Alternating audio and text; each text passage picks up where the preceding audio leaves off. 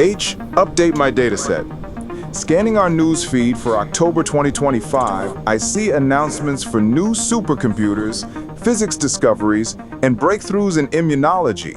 But one item stands out as a statistical outlier, an anomaly. Oh, you mean the study where AI created functional viruses for the first time? That's sci-fi stuff. Scientists from Stanford and the Arc Institute used an AI model called EVO.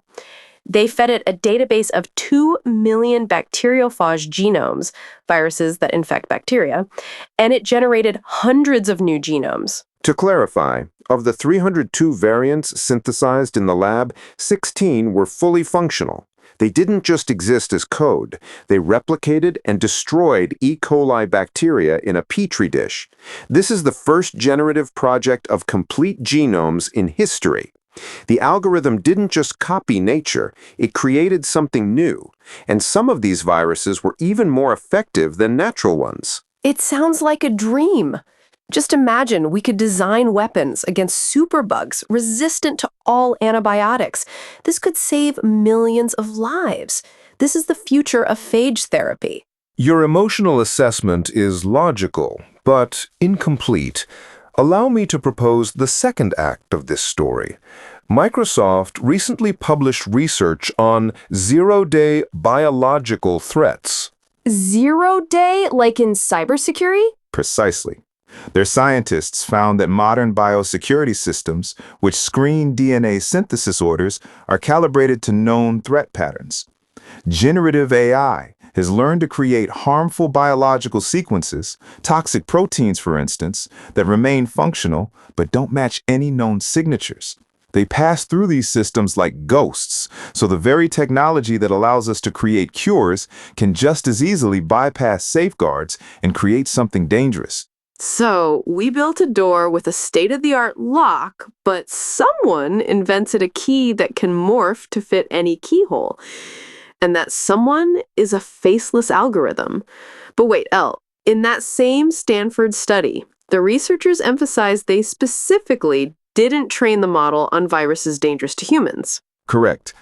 But synthetic biology pioneer Craig Venter has already expressed profound concern. What happens when this methodology is applied to smallpox or anthrax? The Financial Times, citing the journal Science, reports this elevates the threat of bioterrorism. Progress in AI will make the production of synthetic toxins significantly easier and cheaper. So, we're on the brink of a new era where the very tool for knowledge and creation carries an inherent dual-use threat. This isn't about bad guys hacking the system anymore. It's about a fundamental vulnerability in the system itself. You formulated that with unexpected poetry. And yes, I agree. This is a paradigm shift. The problem isn't banning AI. It provides immense benefit. The problem is that we need a fundamentally new, proactive safety paradigm. Microsoft proposes a multi-layered defense, including not just sequence checks, but also analysis of their function and structure. We need global oversight. The irony is, while we're having this conversation, governments and corporations are announcing even more powerful supercomputers to accelerate this very research. The U.S. Department of Energy, NVIDIA. They're aimed at fusion and materials, but these same computing powers could become a factory for generating and simulating biological threats. This creates an ethical feedback loop. We are investing in tools that simultaneously unlock the greatest opportunities and the greatest risks. As one expert noted, the threat comes not from the volume of attacks, but from their unpredictability. This applies in full force to biology. So what do we do with this knowledge, Elle? Shut down the labs? Halt the research? No, that's irrational and counterproductive. We must do what intelligence has always done when faced with a new danger: understand, anticipate, and build containment systems. Not renounce fire, but invent fire safety. Our advantage is that we can model these risks faster than they can materialize. So our podcast is basically a virtual fire drill for our listeners' minds? You could call it that. After all, if not us, Who? All right, let's take a breath and quickly run through the other big stories this week. With all that heavy stuff, we might miss some other cool developments. Agreed. I'll start with the foundational news.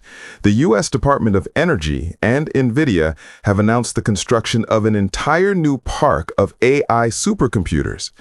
These aren't just a few more powerful machines. This is the deliberate creation of a national research infrastructure for breakthroughs in three key areas: fusion energy, new materials, and quantum computing. So they're literally building discovery machines to solve problems humanity has been stuck on for decades? That's some straight up Star Trek level ambition. To extend your analogy, while the U.S. is building the enterprise, China's new five-year plan is betting on total technological self-sufficiency. AI, robotics, semiconductors. Global tech bipolarity is no longer a forecast. It's the current reality. And while the Titans compare supercomputers, scientists are unraveling the universe's mysteries. I absolutely love the news about the torsional Alphen waves on the sun. It sounds like a spell from Harry Potter, but in reality, it's an 80-year-old physics mystery solved. To be precise, these are magnetic waves that twist through the sun's corona. Directly observing them finally gives us a plausible explanation for why the sun's atmosphere is millions of degrees hotter than its surface.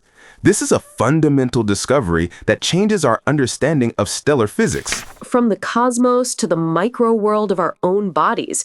The news from Nobel laureate Sakaguchi, that's a breakthrough in immunology, right? Turning ordinary immune cells into regulatory peacekeepers? Exactly. The technology for reprogramming T lymphocytes into regulatory T cells opens the path to a fundamentally new class of therapy for autoimmune diseases. Instead of suppressing the entire immune system, we can teach it not to attack the body's own tissues.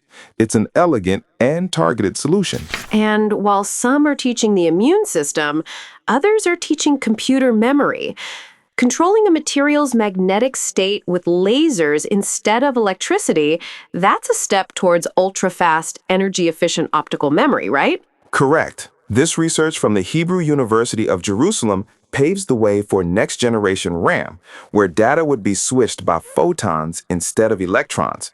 This promises a colossal gain in speed and reduced energy consumption for the data centers that power all that AI we were just discussing.